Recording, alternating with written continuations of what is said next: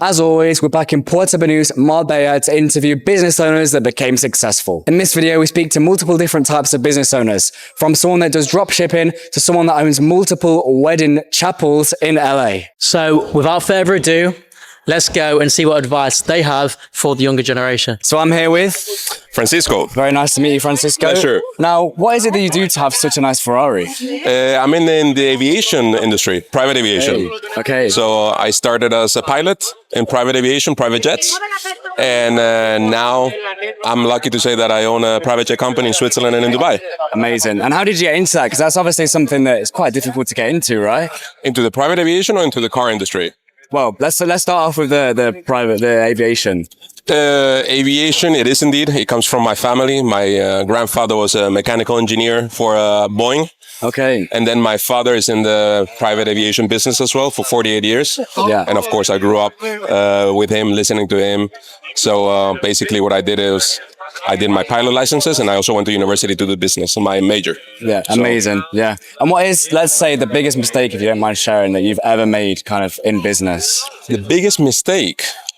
Perhaps thinking too much about a deal that has to be done immediately. Okay. And then you think too much about it and then you lose it. Okay. So sometimes opportunities, they come immediately and you have to do it on the spot. Straight away. Straight away, no doubts. But of course, you need to see the legality point of view of things. Of course. So you need to be careful sometimes. And sometimes just try not to be so much careful, I would say. Yeah, you just gotta kind of take the risks, right? I think that's 100%. A lot of people say take risks in business, and if you don't, it's correct. Correct. You need to go for it. And in Spain we say train passes by only once, so you might as well catch it now, or you don't catch it. Yeah. And as a final question, what is the best piece of advice that you could give to an upcoming business owner or entrepreneur? First of all, find something that you like doing, and then you will feel like you're not working. And when you're not working, you would enjoy what you're doing and you will succeed even better. So that's the only advice I can give you. Perfect. Thank you very much. It's been a pleasure. The guy that I just spoke to, an owner of a Ferrari, started off in the aviation industry. He started off as a pilot for private jets and then went on to actually set up his own private jet company in Switzerland and Dubai. He said that one of the biggest mistakes he had ever made in business was thinking things too much. So when there was an opportunity, don't take your time and think about it too much. Sometimes, if it's suitable and if you think it could be doing well for you or could do good for you in the future, just go with it and take the leap. Really nice guy, and he's a prime example of how you can go from working a job to then owning your own company in multiple countries. So I'm here with Ben Silvano. Nice to meet you, Ben. I'm George. Nice to meet you. Nice to meet you, George. And I'm just wondering what you do to have such a nice car. Well, I own wedding chapels in Las Vegas. Really? Yeah. I own 4 of them. 4 wedding chapels. How did you get into that? By mistake. By mistake? That's the true answer, right? By mistake. So I moved to Vegas by myself years ago, and I was applying for a job, and I saw wedding coordinator, so I was like, oh, whatever. I applied for it. I got hired on the spot, so I couldn't back out. I was too embarrassed to back out. And a few years later, I started opening my own, and that's how we end up here. Wow. So how did you go from working as a wedding coordinator to then starting your own? How did that happen? Once you get fired, you wake up and you're like, screw it, I'm not working for anyone else. You go get your cards, you look at your balance, you swipe it to 0, and you just go all in. Okay, and obviously you've got 4 now, right? Yeah. So how was it going from 1 to then managing several? Once you start the first one, it's quite easy afterward. Once you learn the deal, you learn the business, you learn the in and outs, then it's basically copy paste. It's quite easy. The first one is the hardest. Once you have that one going, everything else is easy from that point. And what was your biggest mistake in business? What was that? Trusting people. Okay. Other than myself. That's the true answer, right? Yeah, makes sense. And we always ask people if you had one inspirational message for the younger generation trying to do what you did and, build your own wealth, what would that be? Never to quit, don't be lazy, and give it all. Don't have a plan B. Once you have a plan B, you're never going to succeed. Once you know it's all in, all or nothing, then you're really all or nothing. But if you have a plan B, you'll be like, oh, I'll go back to my parents' house. That doesn't work. Yeah. So, like you did, put yourself in a situation where, you can't quit, right? Because you're in Vegas on your own. You have nobody to rely on. exactly. So that's the only way to make it, because if you quit, you'll be like you're not all in. You have to be 100% or nothing. If you're 80%, you'll be like, oh, I'll go back to my father's house. Oh, I'll sleep in the basement.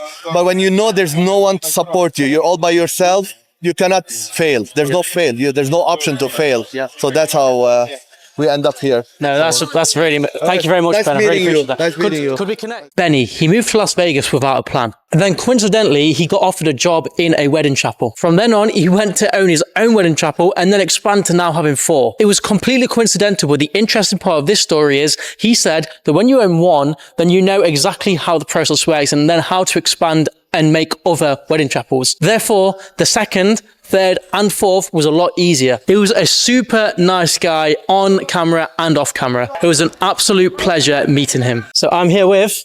I'm Annie. Nice to meet you. Nice to meet you. I'm George. What's your name? George. George, nice to meet you. Nice to meet you. And yeah, we see you have this nice Mercedes. G63. Nice. Yeah, very nice. It's a nice car, yeah. Yeah, really. I like it too much. Yeah. I'm wondering what you do to be able to have such a My nice brother play football. car. Really? Yeah. Where? Leipzig. Red Bull Oh, nice. Leipzig. Yeah. Nice. Johan Bakayoko, number 9. Number 9, really? Yes. And I guess, yeah, how did that start?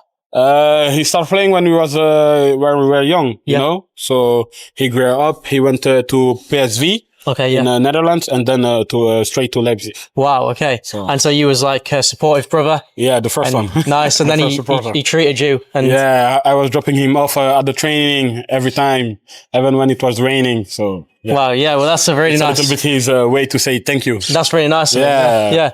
I think so. Did you ever get into football or anything? Yeah, I played football myself in the UK. Yeah, at Salford. Really? Yeah. Well, we're from Derby, if you've Where heard is it. it? Do you know Nottingham? Yeah? Yeah, okay, so very close. Oh, okay. Very Okay. close, Yeah, I just know Manchester and a little bit of London. Okay, That's nice. all. But nice. yeah, I played football, but yeah.